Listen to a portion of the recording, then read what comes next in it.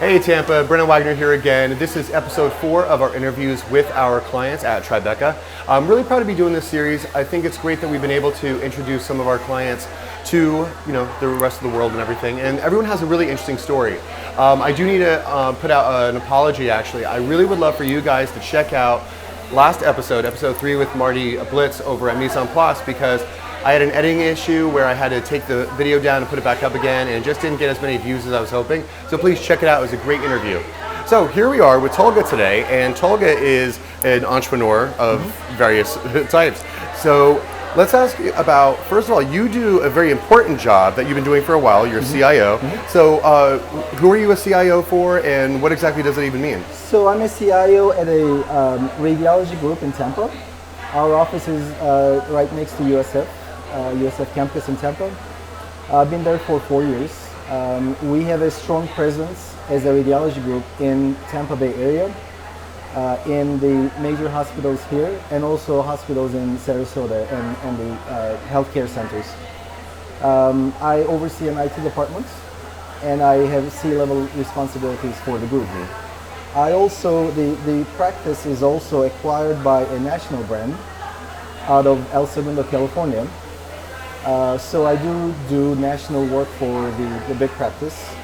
The business model is to find successful physician groups across the nation, acquire them, be partners with them, and then standardize the services that that group provides by adding resources to it, adding investments into the group, giving them best practices to follow when they do lead cases or provide services, so that we maximize the patient care, the end results. So our goal is to transform radiology. That's what we do. And the practice, national practice, is in 18 different states. We have about 1,200 radiologists. We have a large IT department, and I'm a part of the IT group, IT leadership. So that's what I do. That's my career, my full-time job. Wow, Yeah. okay.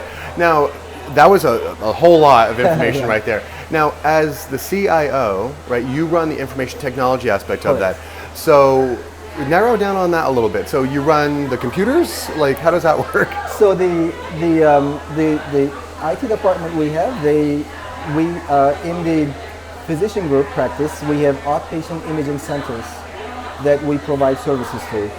So if your doctor wants you to have a chest x-ray, they send us an order to our outpatient imaging clinics. You come in, give your insurance information, driver's license, we check you in. You wait they take your vitals, all kinds of, the new patient intake process. And then they take your image, your image of chest or whatever. Our radiologists read on it. They dictate using a microphone their findings. It goes into a system, turns into a report. We send the report back to your referring physician, your doctor. So every technology aspect of this, scanning the driver's license, entering your information into the system, the doctor's microphone, what he sees the images on the computer, how we fax the report back to your doctor. Everything is a technology piece that we manage. We don't have homegrown, in-house applications that we wrote. We partner with the vendors, but our job is to make sure that process is seamless, and by the time your information is back to your referring physician, your family physician, it's accurate. It's your information, it's not somebody's. Whatever the doctor dictated is there, so that they give you the best patient care. So that's what we do from the IT perspective. We make sure the patient care is seamless and optimized. Yeah, because I'd imagine you have JPEG files, I'm assuming, or because I know, like, I have a bad back, right? I have many of these discs with my MRIs on and stuff like that. Yeah, so you have different data files, right? You've got your audio file from the doctor, you got your Word documents probably, and you've got to be able to kind of get it all together. And also, security and privacy is a huge element of this. If you open up a bank account, they ask you multiple questions, multi-factor authentication to give you your online banking account. We look at it as the same way. We store the information, patient information jealously, so that it's not easy to hack into. It's not possible to hack into. Yeah. And all those different formats of files, we store them in an archive so that if your doctor in the future wants them again, we are able to locate them, either burn a CD or we transmit it electronically so that your information is portable. It doesn't stay with one doctor, one clinic. We can send it to whatever your next doctor is. Oh, So it carries on with you. You take it with you, kind of thing. Okay, so let me ask you this: is that of course, there's security hacks are happening all the time. Yeah. I'm assuming that hackers are really going after like credit card and banking information, but is there a threat to medical Always. records? Always. And what would be the purpose of that anyway? Like, why would somebody want to know I have a bad stomach or something? To capture as much information as they can on you, on a person, to make it more personable when they imitate or mimic your identity somewhere else. They carry on your history with them. Interesting. Oh, wow, yeah. Credit cards, maybe you make payments. Like, that's real identity theft. Oh, yeah, it is. Like, Big I'm deal. even walking around with a it's limp big or something just to fake it, right? So we protect the data jealously. Wow. It's very secure. So on the national level too, we have a team of experts.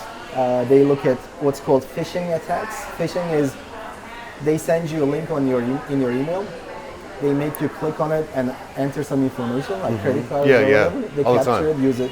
So we do take it very seriously. So yeah, Oh, that's good. It's a big thing. Security is huge. That's cool. And what I like is you had mentioned earlier the standardization Correct. of the entire process, because I know that every single time I go to a new doctor, I'm filling out like paperwork, and I'm just like, why don't we just all have tablets? We have tablets here, Correct. right? Correct. Just Yeah, why don't you just do exactly. tablets? It's digital file. It's all there. Sure. It's. I'm glad. It's great that you're helping us move into the future of the Correct. medical industry. Correct.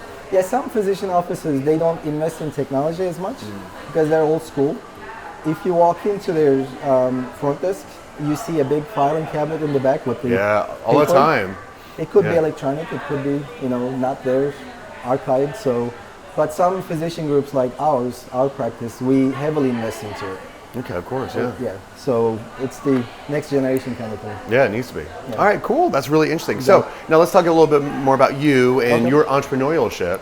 So you actually are the proprietor of a personal fitness group. It's a fitness center. Fitness center. Yeah. It's called Limitless Fitness. Okay. So about 4 years ago, I was taking some classes, business classes from USF. As I was in that mood, I wanted to put it in action. I wanted to, own my own business. And I did some research, and on and off throughout my life, adult life, I've been in gyms, in fitness centers, working out, trying to be healthy, eating healthy. I have certain principles, no drugs and this and that. So I've always stayed healthy as much as I could. There were years I was heavier, but I was still working on myself. So 4 years ago, I wanted to do something.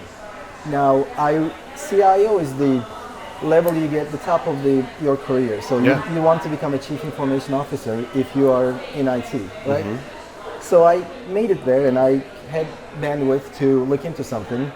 So I did some research. I made a network of fitness individuals, fitness business owners. This opportunity presented itself in Plant City. It was a chain, it was a franchise that I looked into. Everything happened for a reason though. Everything happened so smooth, I was able to close the deal in a month or so. Oh, that's nice.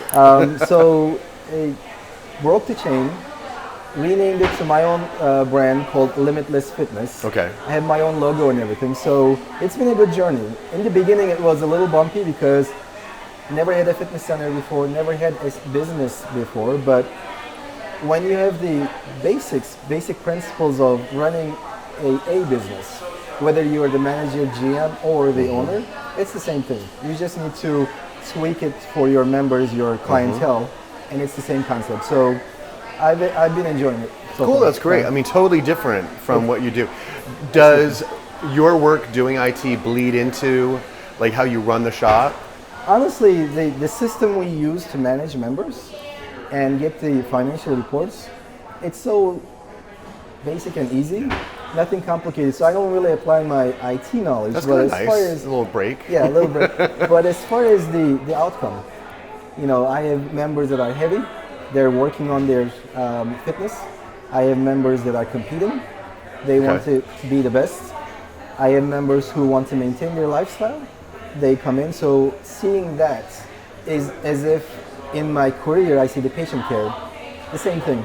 I see that end results to providing someone a facility to come in, and they may be decharging from a stressful day by just sitting, watching TV, talking, or working out, or they're really working on their muscles and fitness and cardio to attain a goal. So I think seeing that is the ultimate goal. Great. Yeah, Okay. it's the common thing. Cool. With my job. So if I were a new person joining the gym and everything, is it personal trainer based, or is it just an open gym, or what's the environment? So it's like a Crunch or any other franchise out there, but I don't have strict rules like the music, or we sell whatever we would like to sell as far as the pre-workouts, the drinks. We just built a smoothie bar. It's called. I think you gotta have that. Yeah. I guess. We have coffee and pastries and stuff. It's called Una Mas Cafe. Okay. Inside the gym. So I do what I want to do with the gym. So I don't have limitations. But as far as a member coming in, it is a traditional gym. Okay. When I say traditional, don't think about the boxing gyms with no AC or it's not like that. Traditional gym in a sense that I don't have salespeople bothering you while you're workouts or want to sign you up for classes or anything. This is a gym. Yeah. It's a 2-story, 15,000 square feet total. Wow, Yeah, it's big. a big Yeah. gym. I wasn't looking into a big gym like that when I first decided this. And then I walked into this, the gym that was for sale. I loved it. I fell in love. So went for it. Small or big doesn't matter. It's the business, the operations that's important. So it's a fitness center. You go in, you sweat. The members in Plant City are so determined. They don't chit chat so much. There's no jaw muscle workouts there. Dude, I know exactly what you mean. They're determined. I'm like, don't talk to me in the gym. Exactly, That's crazy. Exactly. That's how I am too. Yeah. But I see in bigger gyms, bigger brands, they just go there to socialize, and I don't think it's a place to socialize, honestly. It's so funny. I feel so bad because I'm a very friendly person and I want to be friendly to people. Yeah. And of course, I know people from the salon and everything, right? Yeah. So I'll run into them in the gym and they start talking. And I'm like, Exactly. and I feel so bad because I want to cut them off, but I'm just like, I'm not here to hang. Yep, I got exactly. another set I got to go to. I know exactly what you mean. We can hang out at a bar or whatever, but not at the gym, right? Exactly, Yeah, totally. So let me ask this: when you took over the gym, Yeah. I mean, there's a lot going on. You've got, of course, the maintenance of the place. You got to keep it clean. You got to do the records, all that stuff. Did you have a full staff already, or did you have to like hire and bring in new people? So the previous company ended the employment of certain team members at the time. Okay. I hired them. Oh, okay. Because the worst you just made a transfer. Transfer, kind of, yeah. The worst case as a new business owner, again, this was my first business ever, right? To just let the experienced people go and start over from scratch, try to figure out so I didn't do that. I kept the employees at the time. They helped me a lot to understand the member base, the markets. Yeah. And then it's a gym, so you don't have, like you have stylists here, like Tanya, right, my stylist. She's been here for a long time. Because over 10 years. Gym is not like that. The turnover rate is so high. Yeah. So those people changed. I have new people. Now that I'm focusing on my career more and more and more, my middle brother is helping me at the gym, to run the gym. So I have that, but yeah, it was fully staffed. It is still fully staffed, but different capacity, different roles and whatnot. Right. So what have been some of the challenges? You know, this is your first time being an entrepreneur, getting into it and everything. Yeah. What are some of the crazy things that you've just like, oh my God, I didn't think about that, or it just popped I up? think the biggest thing for like 3 months that hit me was the new buyer's remorse or whatever. Yes, you call it, right? yeah. I couldn't sleep. I lost weight from stress. Stressed out. I'm a little control freak. I want to be able to control, even when I go out, socialize with friends, there's a control thing that you need to have of your body, right? Or of your things. Finances too, my career. So I didn't have a good control because a lot of moving parts. And I tried to grasp and get my arms around it. That first 3 months was tough. And then I was like, oh, okay, I can do this, right? From getting a new electricity billing, utilities hooked up, to introducing yourself to the members, to understanding the member management system we use, the billing services we use, blah, blah, blah. Everything was a lot for me. So that was the huge challenge. Rebranding an existing location was challenge. Okay. It was called Fitness 410. Okay, Okay. everybody knows this who have been there before. So breaking off that name chain and making it limitless was tough because all they knew was fitness. So we went to social media outlets and changed everything to the new name. So that was not a challenge. We created, printed our T-shirts, sold the T-shirts, gave the T-shirts away. It wasn't a challenge. I partnered with local businesses in Plant City, like a supplement shop that we work with, Southern Muscle. We partnered with him. We had events. I think I had a car show in my first year in my parking lot. Car show, that's cool. That's a good cross promotion. Yeah. It was good. So we kind of wanted to get our name out there, but there are still locals, not recently, but there were still people for about a year who didn't know about Limitless. They thought it was a different name, the previous name. So rebranding was challenging like that. What other challenges I had? Oh, Plant City is a tough crowd. And I mean it in a good way. I'll give you an example. I have members who come in on a daily basis. They don't skip a beat. I know what time they show up. Cool. And I know what machines they will be using. They are the people of the habit, right? So if you're a Plant City local, come into my gym, and I know you will use that machine at the corner for like 10, 15 minutes. If I have any need to move that machine to another corner, I know you'll complain to me because you're used to going there, right? I'm the same way, man. Yeah. I have my routine I go through, right? So the challenge was making some changes that I wanted to make, right? Yeah. So, but then when you listen to them, they actually have this sense of ownership of the location because probably pride. Pride, they go there, right? Yeah. So at first it was a challenging experience for me. They didn't like the music we changed to the play, pop, top 40, whatever we played. Used to be some country, some heavy rock and roll in the location. It was tough to get them adjust to it. I adjusted my management style. They kind of adjusted themselves to the new management. I think that was a challenge. Yeah, they tend to tell you how to run your business just because they're so used to it. And you have to take it as a positive experience from them because they want to be involved. Yeah, of course. That's what I love about Plant City. Cool. Tough people, tough crowd, but once you break that shell, they're so loyal. That's great. And they come back to you, they speak highly of you and stuff like that. So I like that. I enjoy that crowd. That's cool. Yeah. That's awesome. Here, I live in Riverview. Okay, so that's kind of in between here and there. In between, yeah. Yeah. So, well, thank you for coming all the way here to get your hair done. Wow. I'll tell you the story about my haircuts, but I check out the local gyms as well to see what the competition is doing, how they're handling members and all that. You go into a gym that's a big brand, people are not as involved in it as my members. You go in, you don't even pay attention to the music.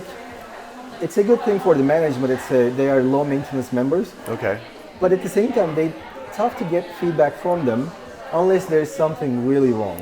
My members, they have this sense of pride, ownership in the location, so they tell me things. Even when I don't ask them, they come up and ask. Yeah, I know. So yeah, it's a good thing. Well, we have to accept that. It's part of the business. The haircuts. So I grew up with two older brothers. Okay. I'm the youngest. And my dad always told us, your outlook, the way you look, is your signature, right? So I try to look good, and the one thing that I can't do, so I'm a very social person. I can go travel by myself for work, business, or pleasure. I can walk into a crowded bar, club, restaurant, and make friends. I have no issues with that. But if I was to change my hairstylist, I can't just go into any place. I just don't have it. So I'm afraid of walking out looking like a monkey at the end of the haircut. Right? So I moved here from Orlando. Okay. And I had a really kick-ass stylist in downtown. It was a salon like this. Yours is better, but thank you. When I moved to Tampa for work, for I think 6 months, I would walk outside the salons that I wanted to walk into, but I'm like, man, I don't want to. I would go back to Orlando. Like shy. I went back to Orlando twice a month to get a haircut. Wow. Yeah, that's a trek, man. Yeah. Wow. So Then this is nothing then from Then I Riverview. found you guys.